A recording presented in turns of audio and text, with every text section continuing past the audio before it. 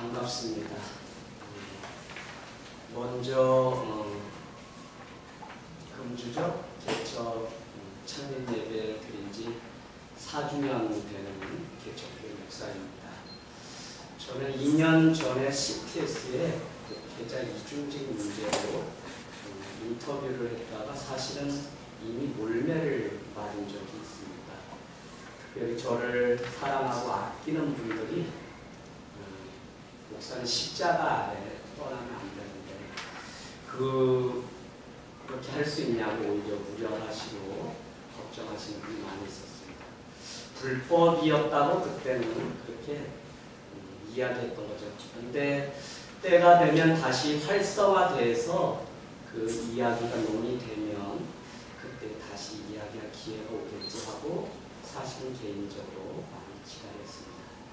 제가 4년 동안 오산 하늘땅 교회를 개척하면서 사실은 시작하는 일이 어렵다고 생각했는데 시작은 아무것도 아닙니다.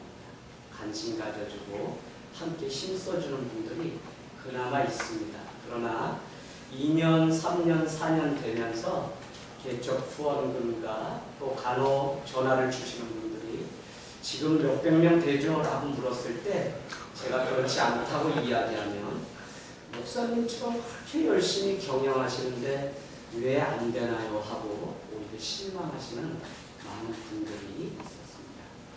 저는 개척은 시작이 어려운 게 아니라 사실은 시작한 그 걸음을 계속 가는 것이 얼마나 어려운지 모릅니다.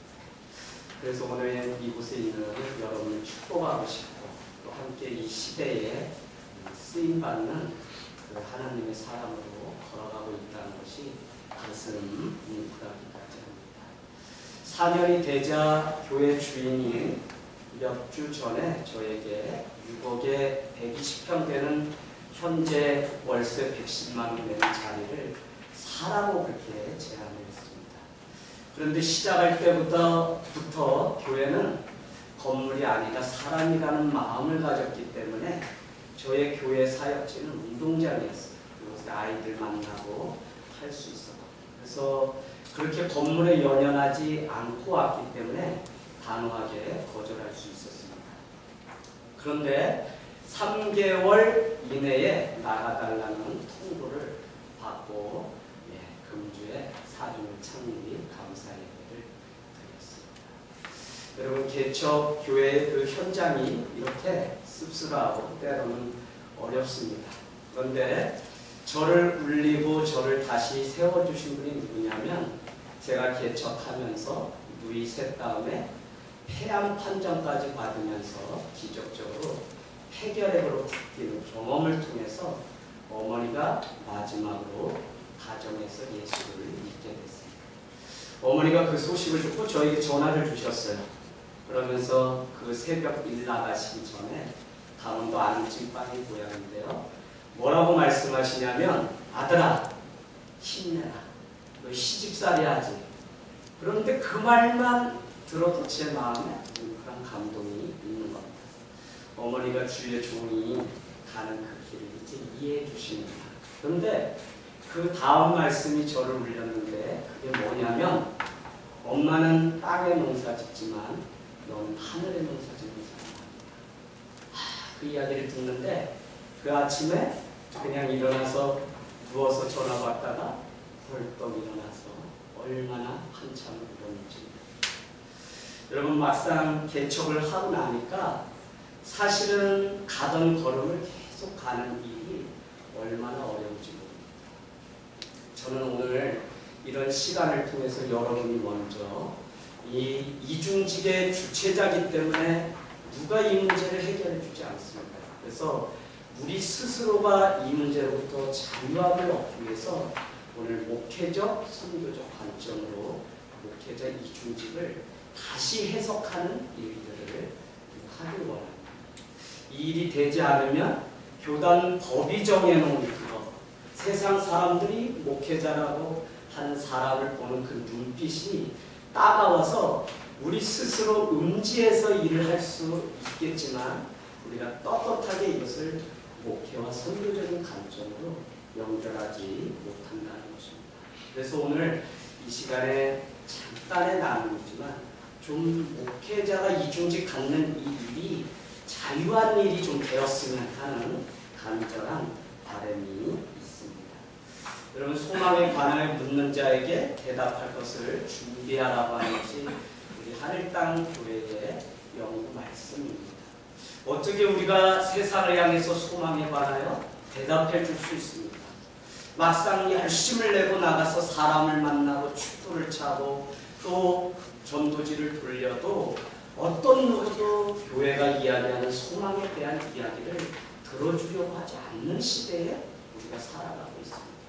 그래서 간곡히 부탁드리기는 정말 십자가를 세우고 주의 종이 열심히 눈물 뿌려서 목회하던 7, 80년도 그 기준으로 오늘 목회 환경과 패러다임이 바뀐 이때에 여전히 그것이 우리의 올무가 되면 우리는 자유하지 못한 목회를 할 수밖에 없다는 생각이 듭니다. 여러분, 저는 오늘 목회자 이중직의 이 문제는 더 깊이 들어가면 사실은 신학의 문제라고 봅니다. 그 중에 교회론의 문제입니다. 내가 교회를 무엇으로 보느냐라고 하는 신학적 또 성경적 실천적 대안 세 가지가 있지 않으면 우리는 세상의 소망에 관한 이유를 묻는 자에게 대답할 것이 없습니다. 그래서 우리 스스로 그 소망을 찾아가는 그 일이 바로 목회자 이중직이라고 하는 도구를 통해서 얼마든지 할 수 있다고 봅니다. 저는 여러분, 교회론이 중요하다고 하는 한 가지를 이렇게 말씀드리고 싶습니다. 우리가 교회를 안다고 하는 것은 사실 그리스도의 몸된 교회라는 표현을 통해서 예수 그리스도를 아는 일이기 때문에 교회를 안다는 것은 너무나 중요합니다. 그런가 하면 더 깊이 들어가 보면 하나님의 형상을 닮은 인간이 누구인가를 아는 것은 바로 그리스도의 몸된 교회를 보면 아는 것입니다. 그래서 저의 이중직 첫 시작은 바로 이것입니다. 세상 속에 나가서 그 어렵게 살아가는 성도들의 삶의 자리, 어떻게 하면 목회자가 그들을 이해하고 그 인간 이해를 통해 그곳에서 우리가 돕고 협력해서 교회를 세울 수 있을까? 오늘날 미션을 처치라고 하는 말로 이야기하지만 그것이 아니어도 우리 안에 일어나는 많은 상황 속에 오라고 하는 이곳에 와서 모여있는 이 건물 안의 교인, 그것이 아니라 내가, 너가, 우리가 교회라고 하는 마인드의 교회론이 있다면 우리는 성도가 있는 그 자리에 목회자도 얼마든지 가서 함께 호흡하고 그들을 만날 수 있다고 봅니다. 여러분, 오늘날 교회 개척이 돈, 사람, 건물이 있어야지 가능하다고 많은 사람들이 이야기하죠. 그러나 저에게 주셨던 마음은 그런 것들이 아니었습니다. 제가 목회하는 경기도 오산은 3년에 한 번씩 로테이션 되는 LG 공장이 있습니다. 그 10,000명 넘는 직원들이 3년에 한 번씩 로테이션 되기 때문에 작은 교회에 가지 않아요. 그들이 큰 교회에 가서 적당히 신앙생활하다 떠나는 곳이, 그래서 오산이라고 하는 그 역은 일제시대 때도 있었는데 잠시 말이 지나가다 쉬고 물을 먹고 떠나는 지역. 우리나라에서 가장 작고 가장 젊은 도시가 오산입니다. 그런가 하면 주변의 공탕과 같은 신도시, 영통도 멀지 않습니다. 신도시들이 또 있습니다. 저는 지금도 제 스스로가 늘 감사하게 생각하고 교인들에게 이야기하는 것은 무엇이냐면 오산이 대한민국의 배꼽이다. 지도를 펴놓고 보면 중앙에 있는데 배꼽은 무엇이냐면 생명이 배꼽에서 있는 겁니다. 그래서 기도하기는 무엇을 기도했냐면 평택함이 열리게 되면 저곳으로 외국으로 복음을 보내는 일들을 가능할 거다 했는데 여러분이 뉴스를 보셔서 아시겠지만 얼마 전에 16조원을 들여서 삼성 대단히 공장을 짓기 시작합니다. 그 일을 통해서 외항 그 선박들이 한 달간 체류하게 되면 그곳의 성경책도 또 그들을 만나서 예배 드리는 일들이 가능하게 열리고 있습니다. 그런데 중요한 것은 뭐냐? 우리 오산의 사람들이 어느 지역 가면 그 지역에 지역성이라는 게 보통 있습니다. 충청도 사람 하면 말이 느리다든지 행동이 느리다든지, 또 경기도 하면 악쟁이라고 이야기하는 그런 것들이 있어요. 근데 우리 오산은 오합지졸 다 거쳤다가 할 수만 있으면 동탄과 서울로 가려고 늘 마음에 박탈감을 가지고 있기 때문에 그들의 심성이 어디에 있는지 알 수가 없는 겁니다. 사람들은 오산 사람들이 좋아요 라고 이야기하지만 만나보면 그들 속을 알 수 없어요. 그래서 고민하다가 그들이 있는 곳에 내가 직접 가서 만나야 되겠다. 그래서 목회적인 관점에서 직장을 갖게 됐습니다. 2010년에 개척하면서 오늘 있는 이 건물로 오기 전까지 저는 가정에서 6개월 동안 우리 가정을 세우는 일을 먼저 했습니다. 그래서 아이들만 한 10여 명 데리고 지금 있는 이 자리에 오기까지, 아까 교수님이 말씀하신 것처럼 사람이 좀 형성된 다음에 교회 건물을 얻는 구조를 저는 이렇게 택해서 시작했던 겁니다. 작은 교회 모임을 매월 1회씩 교회 내에서 하고 있는데 이 부분을 많이 강조해요. 교회를 개척하고 목회자들이 가정이 하나가 되지 못해서 깨지고 어려움을 호소하는 일들을 많이 듣습니다. 그래서 이 건물로 이제 가게 됐는데 그 첫 성도가 사실은 청장년 중에 누구냐면 제가 2년 근무했던 가봉리에 있는 양계농협이라는 곳입니다. 그곳에 가면 일은 단순해요. 그냥 기계에다가 계란을 이렇게 놓고 딱 노른자와 흰자를 이렇게 분리하는 일입니다. 그러니까 뭐 너무나 단순한 일이죠. 또 옆에 사람과 대화도 하면서 일을 할 수 있습니다. 물론 어른들이 없지만 동네 사람들이 저를 백수로, 아이들과 한 8개월 정도 공을 차주니까 백수라고 그렇게 생각했는데 아침에 가방을 메고 일을 나가니까 아니다. 그분도 일터가 있다. 용화 아빠 직장인이다. 그렇게 아파트 내에 소문이 나기 시작했습니다. 그래서 그곳에 가면 한 30여 명의 사람들이 같이 하고 있는데 그곳은 제빵, 제과점으로 가는 계란 분리해서 보내는 일, 또 일반 우리 사람들이 사 먹을 수 있는 계란을 포장해서 출하하는 일 등 뭐 어떻게 보면 노가다에 가까운 일까지 같이 했던 곳입니다. 처음에 한 1년 정도는 제가 그냥 말없이 계속적으로 하면서 지역사회가 어떤 리드를 교회에게 요구하고 있는지만 알고 맞추려고 했어요. 그런데 사람들을 만나고 이야기를 듣고 그들이 상담을 의뢰하고 그 중에 청년 2사람이 우리 첫 성도가 되어주는 일을 통해서 아니다.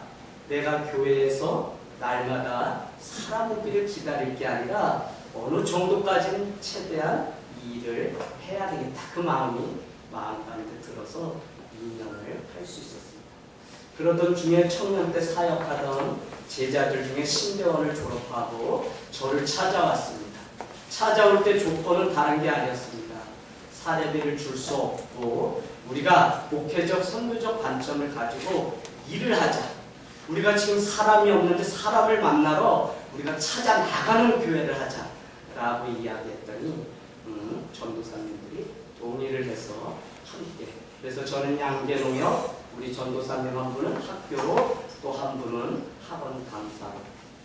그래서 지금은 풀타임 사역자가 필요해서 저는 교회에서 사역을 하고 있지만 우리 전도사님 2분은 그것이 하나님의 일들을 감당한 일입니다. 그래서 고등학교에서 교사하는 전도사님은 지금 아이들 한 30여 명을 전도하고 또 전도해서 이렇게 잘하고 있고요.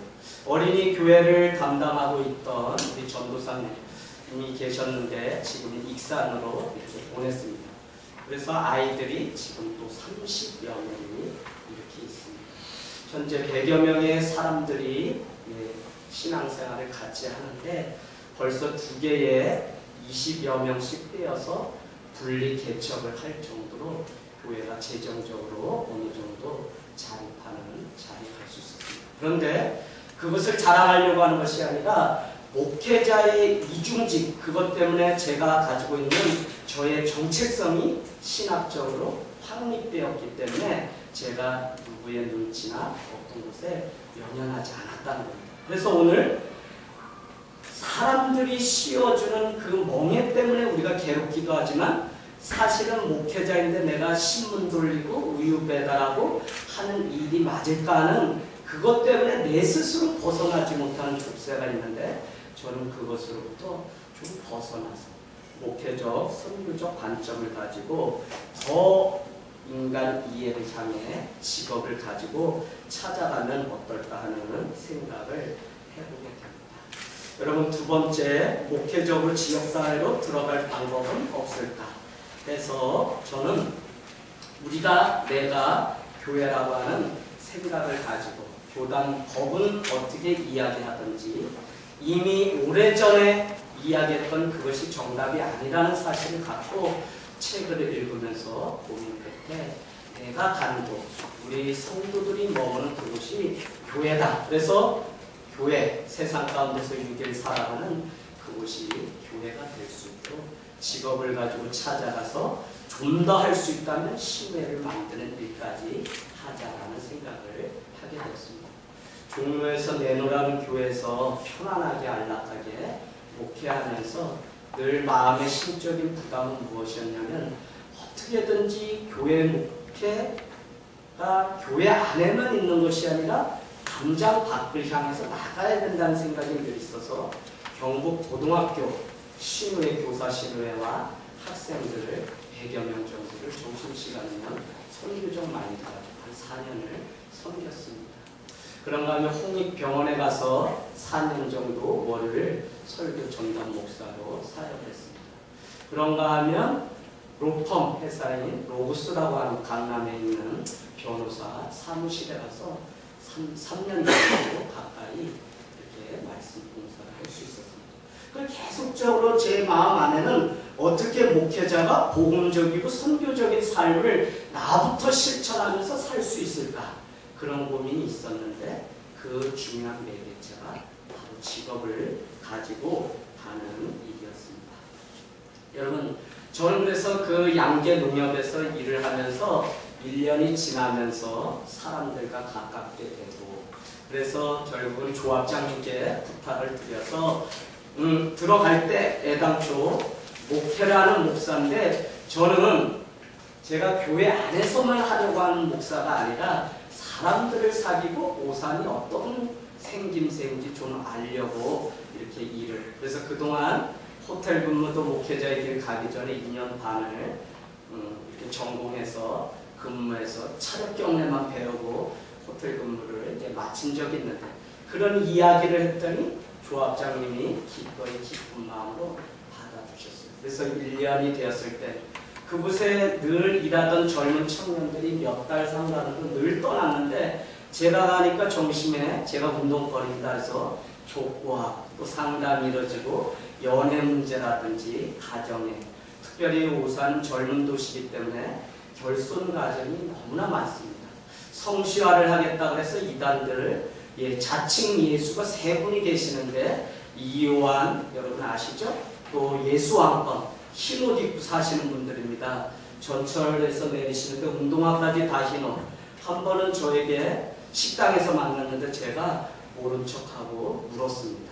왜 흰옷 입으세요? 라고 물었더니 하나님은 깨끗하신 걸 좋아한답니다. 그래서요? 그래서 흰색 그 옷을 입는다. 그래서 그분들도 이 오산에 직장을 가지고 사람들을 이렇게 포교 활동을 해서 지금 한 1000명, 2000명 되는 이단들이 얼마나 많은지 모릅니다. 아무튼 그 직장 내에서 이러한 일들이 계속적으로 이루어지고 2년이 되던 해에는 그곳에서 정심에 제가 잠깐 큐티 모임을 좀 해도 된다고 허락을 받게 되면서 청년 중심으로 이렇게 만나고 또 그들이 가는 회식 자리면 그곳까지도 제가 따라갔습니다.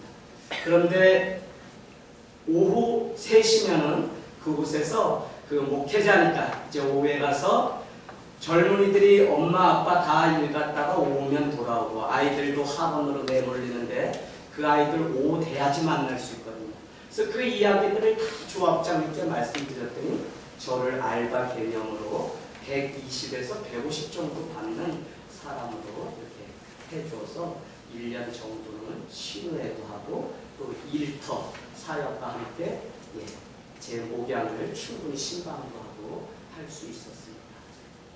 그래서 이곳에서 정확히 4사람을 만나게 되었는데 놀라운 것은 청년 지금 30여 명 중에 한 15명 정도는 여기에서 만난 청년 한 사람을 통해서 또 데려오고 해서 지금 우리 교회가 놓고 기도하는 곳은 LG 평택공장 지방에서 올라온 한 5, 6천 명의 젊은이들이 그곳에서 다 신앙을 이렇게 소진하고 있습니다.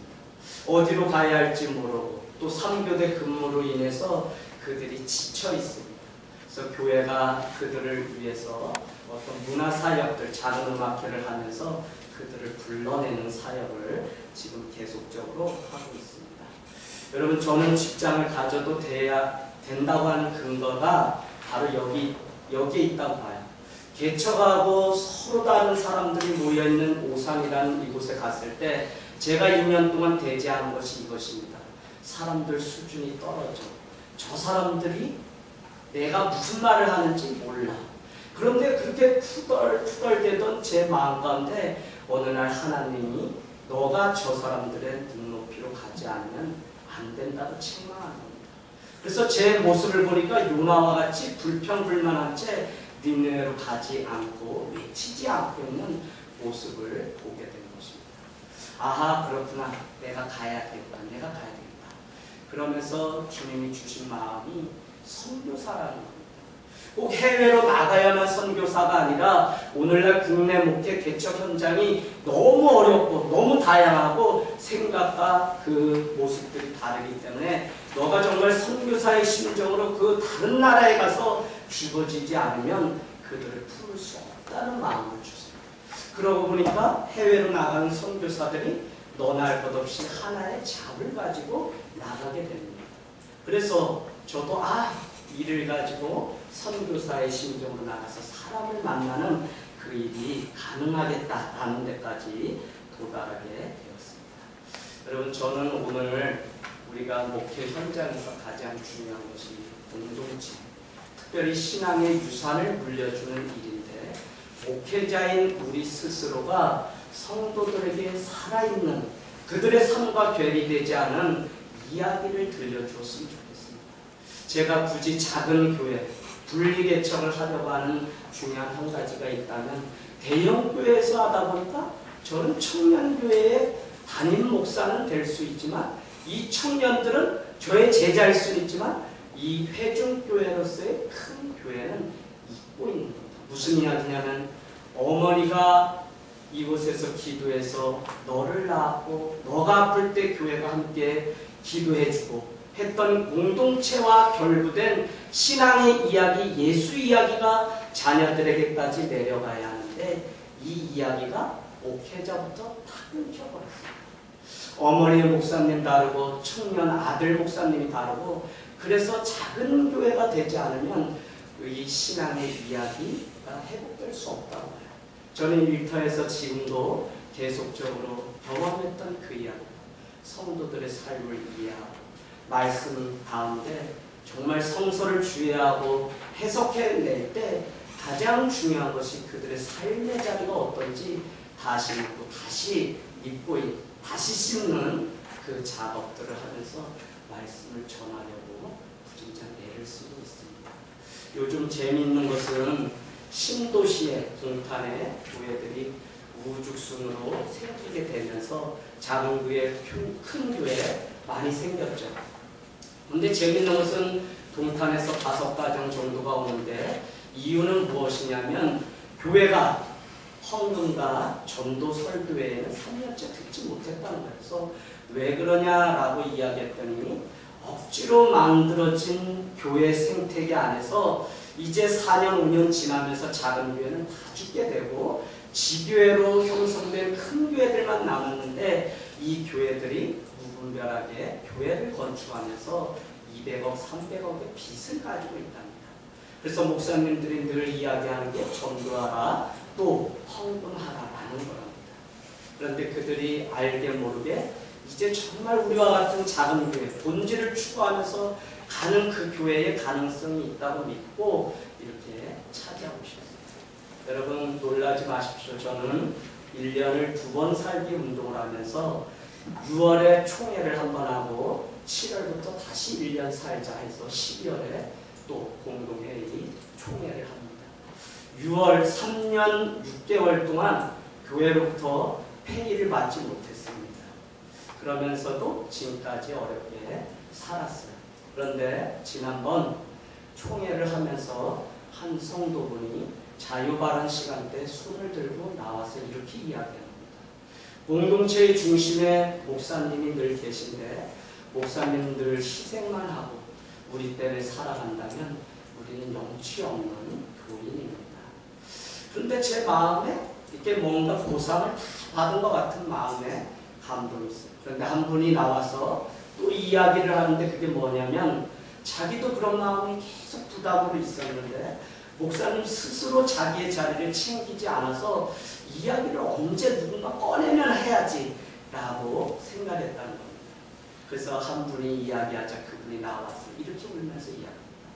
저는 3년 전에 집사 직분을 받은 지 일주일 후에 교회를 새 교회에 개척할 텐데 또 하나의 지교회를 세울 텐데 집사 이상은 1,000만 원씩 헌금을 하십시오 라고 해서 1,000만 원을 헌금을 남편과 옥신각신 끝에 하게 되었는데 그것이 기쁨으로 하는 일이 되지 않아서 3년 동안 시험에 들어. 그 시험은 뭐냐면 나에게 집사 직분을 준 이유가 바로 1,000만 원 헌금하게 하려고 했구나. 그 생각 때문에 3년을 쉬다 우리 교회를 나오게 되었는데 이제 이 교회마저 지키지 못하면 저는 다시 교회라는 곳으로 돌아갈 수 없습니다 하면서 자기의 또 소회를 울면서 이야기합니다. 여기저기서 막 이야기하다 한 분이 이렇게 이야기한다. 여러분 그러면 우리가 오늘 정합시다.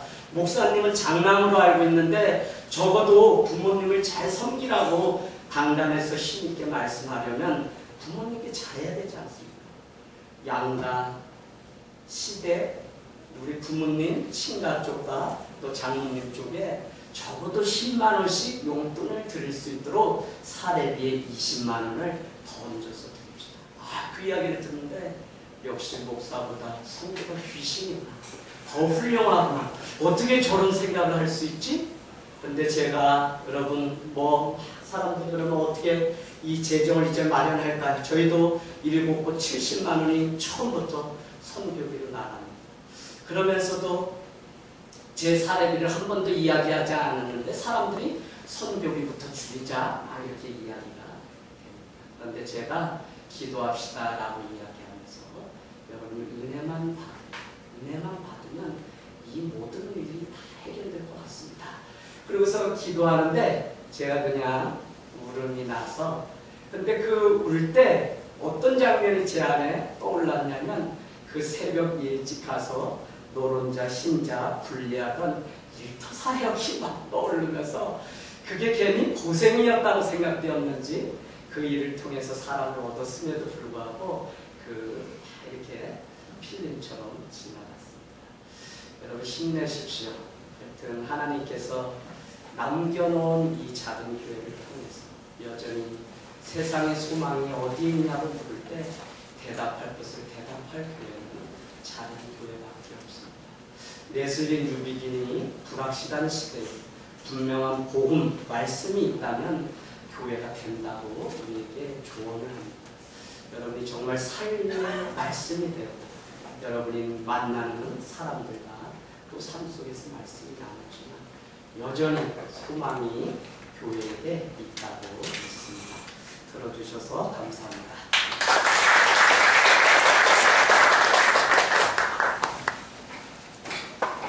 네, 감사합니다. 우리